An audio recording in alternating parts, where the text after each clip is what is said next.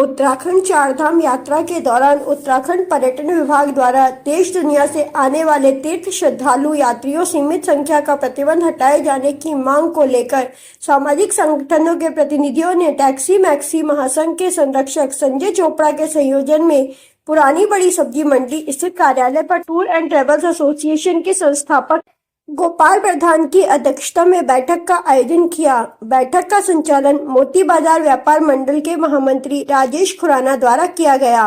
बैठक के माध्यम से मुख्यमंत्री पुष्कर सिंह धामी, पर्यटन मंत्री सतपाल महाराज संयुक्त रूप से मांग की गई कि उत्तराखंड चारधाम यात्रा 2024 के दौरान देश दुनिया से आने वाले तीर्थ श्रद्धालु यात्रियों की सीमित संख्या पर किए गए आदेशों को जनहित में वापस लिए जाने के लिए न्यायपूर्ण होगा। इस अवसर पर टैक्सी मैक्सी महासंघ के संरक्षक संजय चोपड़ा ने कहा कि उत्तराखंड चारधाम यात्रा के दौरान देश दुनिया से आने वाले तीर्थ यात्रियों की सीमित संख्या से ट्रांसपोर्ट पर्यटन उद्योग पर बड़ा प्रभाव पड़ रहा है, जो कि न्यायपूर्ण नहीं है। उन्होंने कहा कि पहले चारधाम यात्रा के दौरान श्रद्धालु तीर्थ यात्रियों का पंजीकरण नगर निगम द्वारा किया जाता रहा है। नगर निगम की पंजीकरण की व्यवस्था से आने वाले तीर्थ यात्रियों को कोई कठिनाई नहीं होती थी।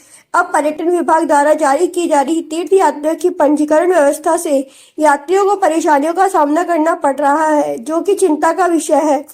टूर एंड ट्रेवल्स एसोसिएशन के संस्थापक संयोजक गोपाल प्रधान, मोती बाजार व्यापार मंडल के महामंत्री राजेश खुराना ने संयुक्त रूप से कहा कि देश के सभी तीर्थ स्थल पर सीमित संख्या का किसी प्रकार का कोई प्रतिबंध नहीं है।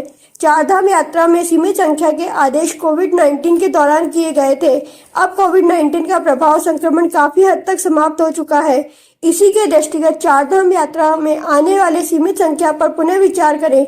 सरकार उत्तराखंड चारधाम यात्रा में आने वाले तीर्थ यात्रियों की सीमित संख्या को वापस लिए जाने की मांग करते हुए सामाजिक संगठनों के प्रतिनिधियों में रामस्वरूप रतूड़ी, पंडित सुनील शर्मा, अवधेश कोटियाल, श्याम सुंदर राजपूत, राहुल वर्मा, राजेश अरोड़ा, विशाल कुमार, राजू सिंह, कुंवर सिंह मंडवाल, गौरव, रवि अरोड़ा, संजय शर्मा आदि प्रमुख रूप से शामिल रहे। आज विभिन्न संगठनों के प्रतिनिधियों ने एक आपात बैठक का यहाँ पर आयोजन किया था, जिसमें एक चिंता व्यक्त की है कि चारधाम यात्रा सुचारू रूप से कैसे संचालित होगी। सरकार व्यवस्था कर रही है, पेयजल की व्यवस्था कर रही है, अच्छी बात है, उसका स्वागत किया जाता है। सरकार ठहरने की व्यवस्था कर रही है यात्रियों की, उसका स्वागत किया जाता है। लेकिन कहीं ना कहीं यात्रियों की संख्या पर उसको सीमित किया जा रहा है, वो निश्चित रूप से एक चिंताजनक है। मैं तो आपके माध्यम से कहना चाहता हूं कि सरकार को, माननीय मुख्यमंत्री जी को इसका संज्ञान लेना चाहिए, क्योंकि नौकरशाही जल्दबाजी में, अबड़ तबड़ में इस चारधाम यात्रा का जो मैप बना रही है, निश्चित रूप से मैं समझता हूं आने वाले दिनों में वो एक परेशानी का सबब बनेगा। और परेशानी के सबब के साथ साथ नारसन से लेकर और बद्रीनाथ तक और माना तक मैं समझता हूं सभी का व्यापार प्रभावित रहेगा। आने वाले दिनों में मैं समझता हूं कि इसे प्रतिबंध को हटाया जाना चाहिए और यात्रा इस तरीके की होनी चाहिए जैसे तिरुपति की यात्रा है, वैष्णो देवी की यात्रा है। वैष्णो देवी की यात्रा में क्या होता है कि सीमित संख्या बल जब यात्रा पे चढ़ रहा होता है, उस तरीके से मूव किया जाता है।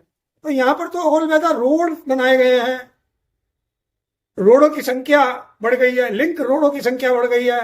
दिल्ली से यदि अगर हमारे को आना होता है तो 7 घंटे लगते थे, अब वो सफर जो है 3 घंटे में पास हो रहा है।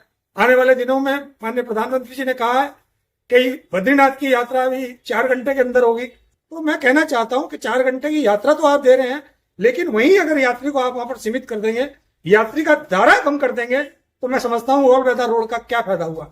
आने वाले दिनों में आप रेल यात्रा की बात कर रहे हैं, रेल यात्रा का क्या हुआ।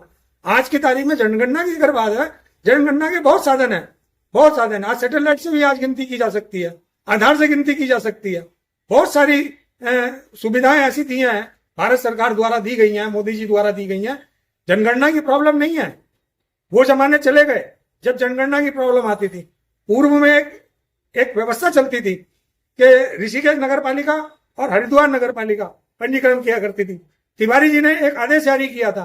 तिवारी जी ने चारधाम के जो है मुख्य 4 द्वार बनाए थे, 4 की जगह 5 किया गए थे। उन्होंने कहा था कि चारधाम यात्रा विकास नगर से भी चलनी चाहिए, चारधाम यात्रा कोटद्वार से भी चलनी चाहिए, चारधाम यात्रा रामनगर से भी चलनी चाहिए और चारधाम यात्रा हरिद्वार से भी चलनी चाहिए, ऋषिकेश से भी चलनी चाहिए। ये उत्तराखंड के द्वार हैं, इन सब द्वारों से जो है चारधाम यात्रा चलनी चाहिए। जब एक नगर पालिका के टाइम पर यह व्यवस्था चला करती थी, आज उस व्यवस्था को हटाकर आपने जो है दूसरी व्यवस्था लागू करने का काम किया।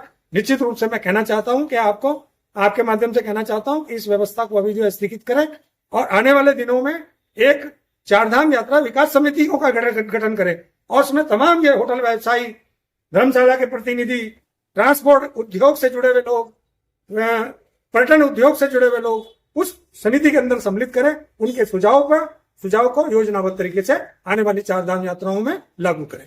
धन्यवाद। हम देखिए व्यापारी हैं और हमेशा हम व्यापारी हित की ही बात कर सकते हैं। जो यात्री हमारा बाहर दूर दूर से आता है चारों धाम की यात्रा के लिए आता है, वो अपने परिवार के और टूर के हिसाब से अड़ोस पड़ोस के साथ हिसाब लेकर के आता है।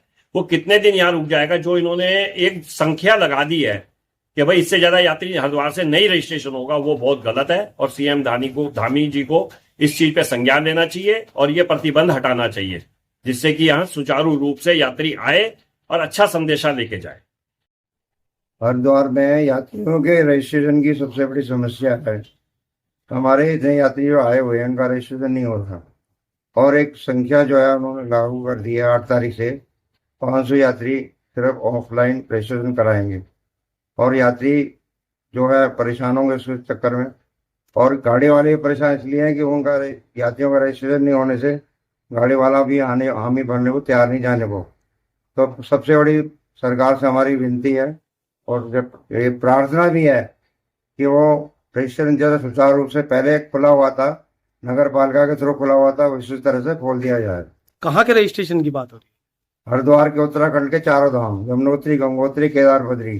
तो आप ट्रेवल्स व्यवसाय से जुड़े हुए हैं, आपकी तरफ से क्या कार्रवाई की गई? हमारी तरफ से कार्रवाई है वही कि हमने अभी परसों भी एजुकेशन पर्यटन ऑफिसर से मिले थे, उन्होंने भी कोई आश्वासन नहीं दिया कि ठीक है मुख्यमंत्री से बात करेंगे और आज तक कोई भी कार्रवाई नहीं हुई है।